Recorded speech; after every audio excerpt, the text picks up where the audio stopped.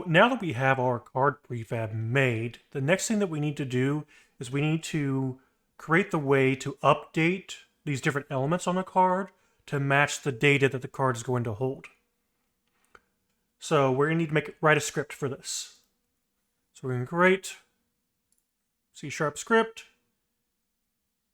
and we're going to end up naming it card display.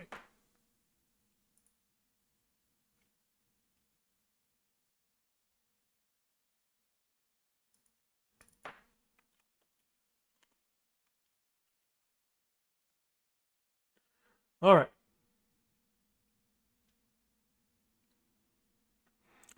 Let's open this up.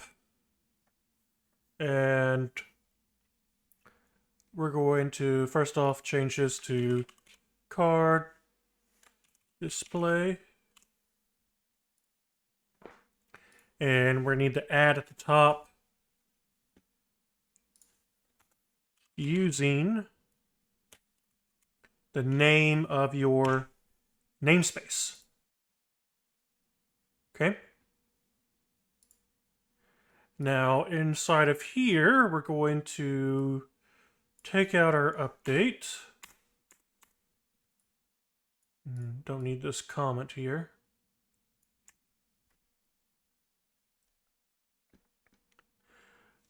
Oh, sorry, I forgot.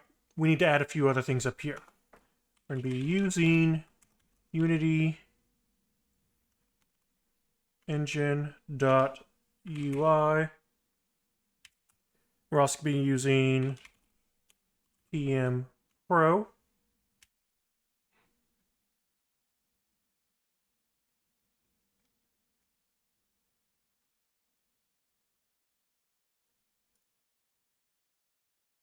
All right, so the next thing we got to do is we need to start assigning our different variables to hold. So first we have our public card data. So this is going to be where we'll be assigning the card data this card will represent. Now we don't need to do that right now, but so we'll just be doing this in the inspector, but later we'll have scripts that can modify this variable as needed. Next we're going to do public image card image public emp text name text public emp text health text public emp text damage text. And then, so these are all the text that we want to change. We'll be assigning these in the inspector as well. And then public image, we're going to make an array here. Type images. And this is where we're going to be holding all those different images we have for the 4 different types. Okay, and we'll come back to the next part of this script. So we're just going to go on down to our start section. And in our start section, we're going to be referencing a method that we have not written yet. Update card display. This is so that when this card initializes, it will update our card display immediately. All right, and then we're going to start making that method here public void update card display.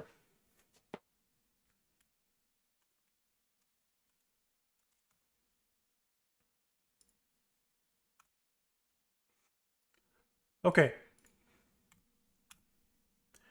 Now, in here's where we're actually be writing the different parts of this update that we want. So first we're going to do the very basic things. Name text is going to equal our card data dot card name. So we already defined name text up here. And then we also already defined card data here.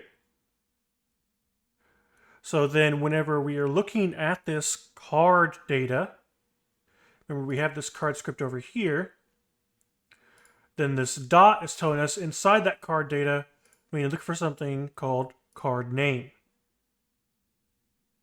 And then that's what we have right here.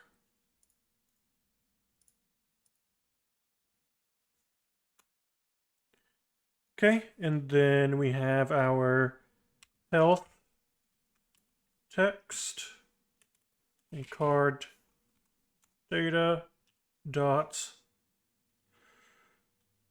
health dot to string. The card's already in a string right here, or the name is already in a string there. And so the health one is the one we have to modify into a string to display correctly in this text. I'm so sorry, I forgot one part. So name text dot text. So sorry about that. So remember, we're assigning these game objects components, right? I guess I haven't really explained that part. Let me break that down. So these are the classes of these game objects that we're saving.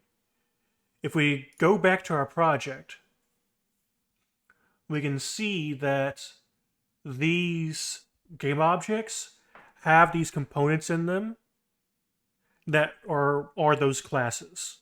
That's why we're able to assign them in the editor. If it doesn't have this class, it's not going to allow you to assign it because it's looking for that class inside of this game object. Okay, and so inside of this class, so first we have the game object, and then we're getting that class, and then inside of that class, we want to get the text, which is this part right here. We want to get the text section. So now we're going to change that text to equal this. Okay, and then now for the damage text, it's going to get a little bit more complicated, because we actually have to combine two different values, our damage min and our damage max, into this single text object. So to do that, we're going to do $, and then parentheses, oops.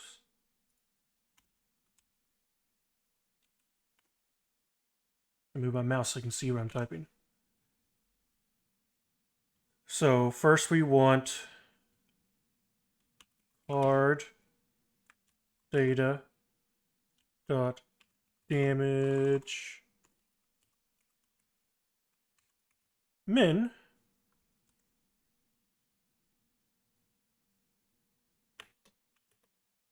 and then card data dot damage max.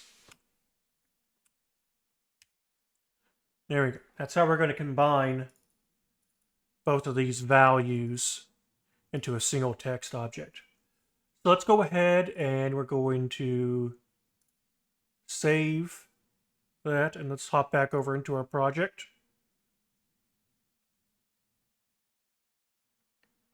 Okay, and inside of our card prefab here, we're going to assign our card display script.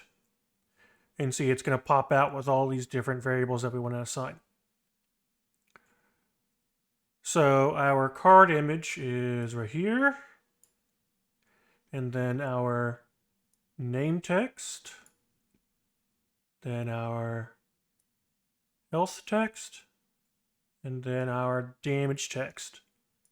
And then we have 4 images.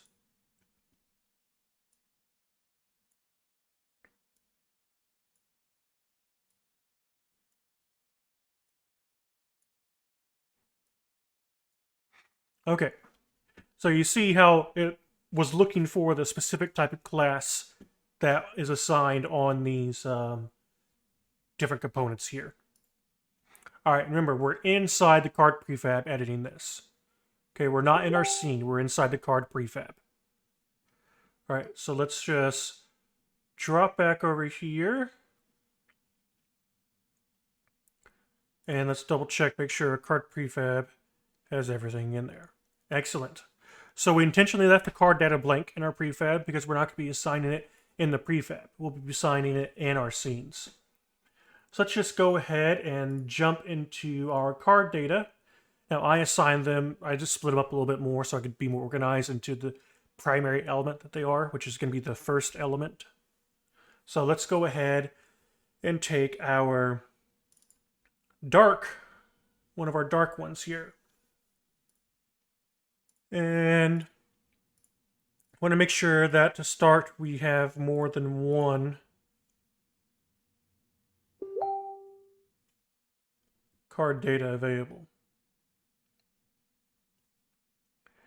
And let's jump to our card prefab and drag over this one. Now it doesn't have to be the same as mine. Your cards don't even have to be the same as mine. Your cards don't even have the same types as mine. All right, this is just what I'm working through here. All right, and then we're going to hit play real quick. And you can see here, we have that updated on our card. We have the name, we have our damage range, and we have our health. Pretty cool, huh? Now, one thing that we haven't done yet is we still have the card types. Those aren't changing, and the card background's not changing as well. So we need to update our script to do that. Well, let's get into editing those type images and the colors and the card color. So let's jump back into our script. And the very first thing that we need to do is we need to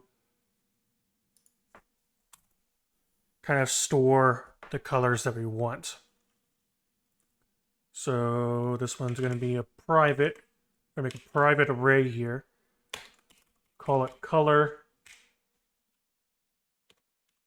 type colors. And then equals color red. And then, so this one is going to be for fire.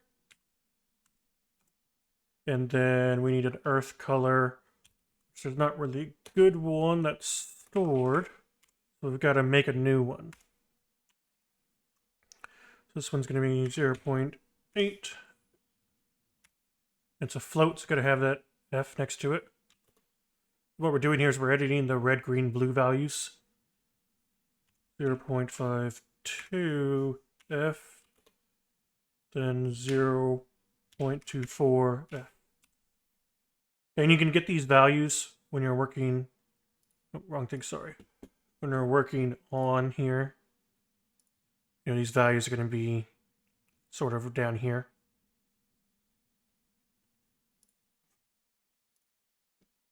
All right, and then we need color blue.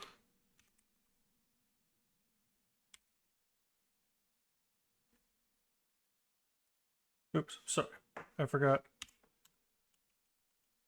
I need to put comments underneath at the end of these.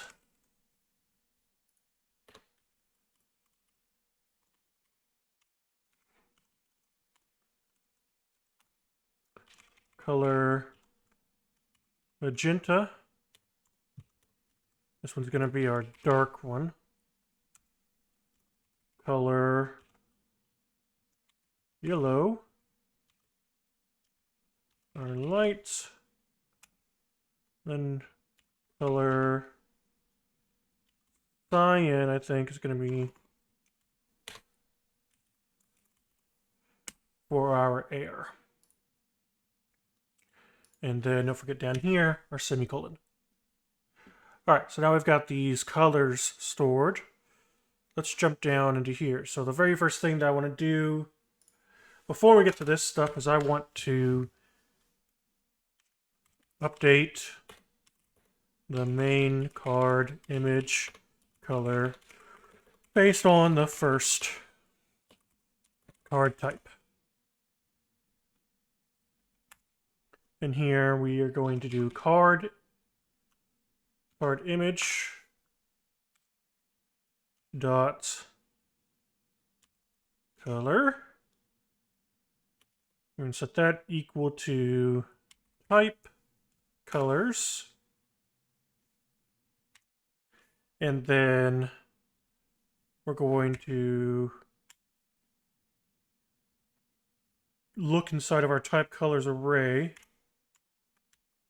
And then we're going to assign an integer here. Card data dot card type. And remember, that is an array. You know, we have this as an array. And here are card types, or a list, I guess. So we're going to look inside that list. I misspelled card data here. Okay, so this is how we're going to be setting our card color. So let's go ahead and save this. And let's jump back into our... It's compiling. All right, let's jump back over into here. And then this should change purple when we hit play. And there it goes. Man, that is a... Oh, man. I guess it's a pink, not a purple. That's a little bright for our dark element. All right, let's try and find a different color than that. Let's stop that. Let it compile again. And then check it out now. All right, there we go. Color's looking better.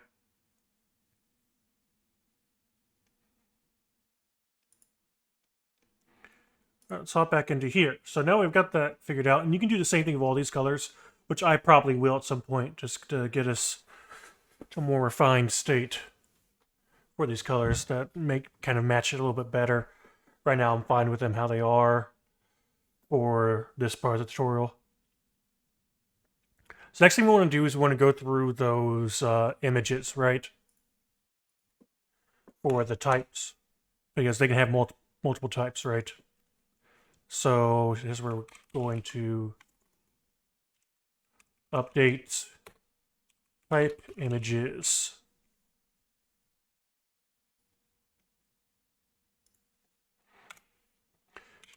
For int I equals 0, semicolon, I is less than type images dot length, then I plus.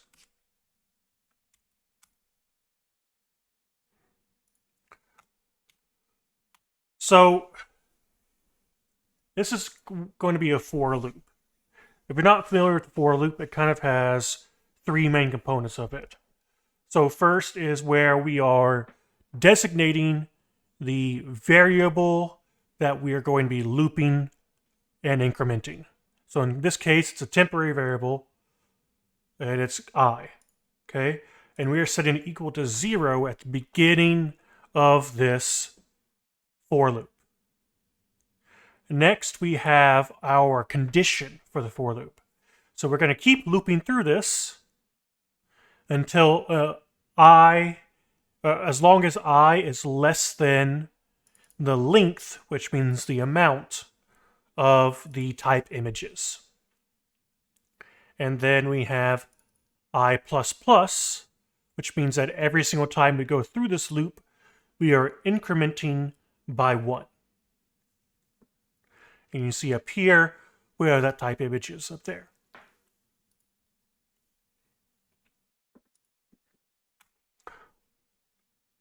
All right. So next we need to set up another statement, which is going to be an if statement. So if this is true, so I less than card data dot card type dot count. So as long as I is less than the amount of card types in the data,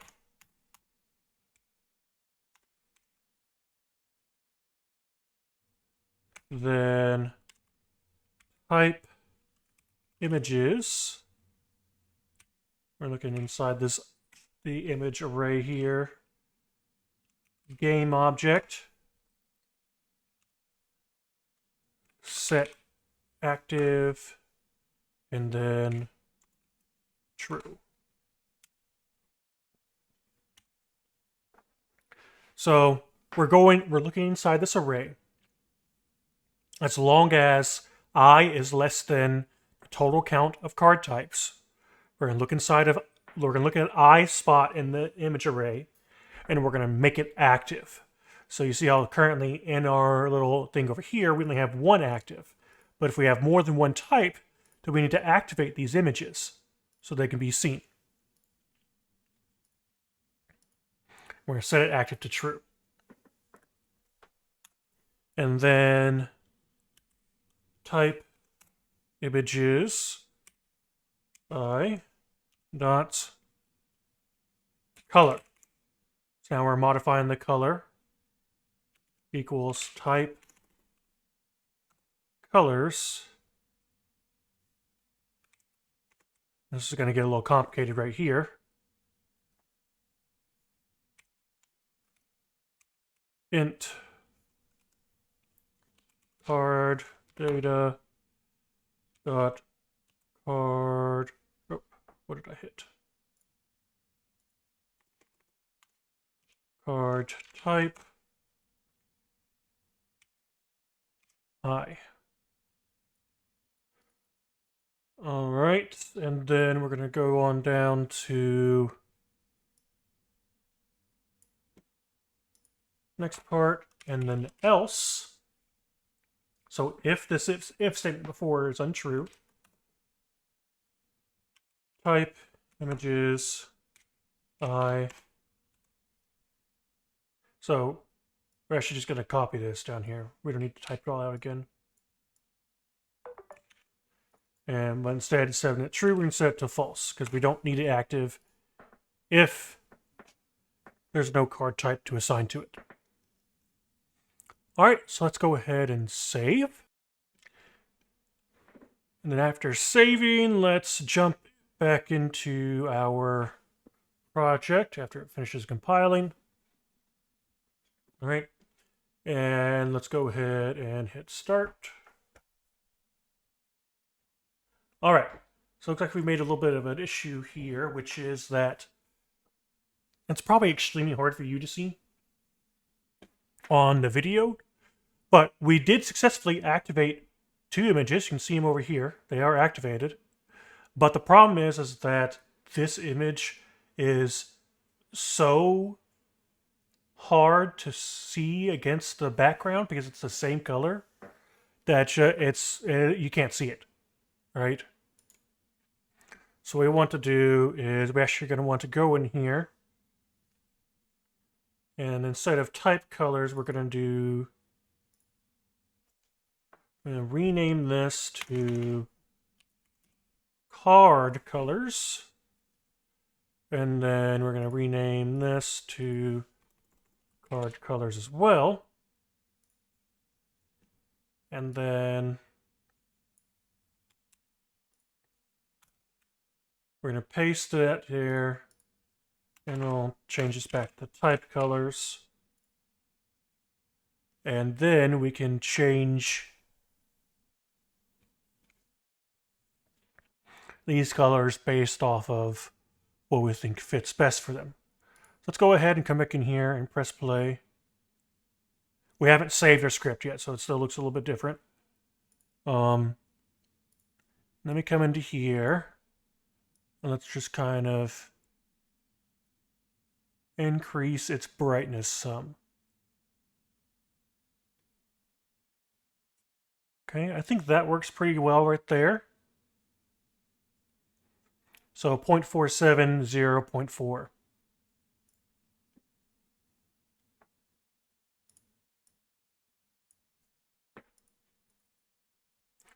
Point 47F, 0.0 or 0F, and then 0.4F.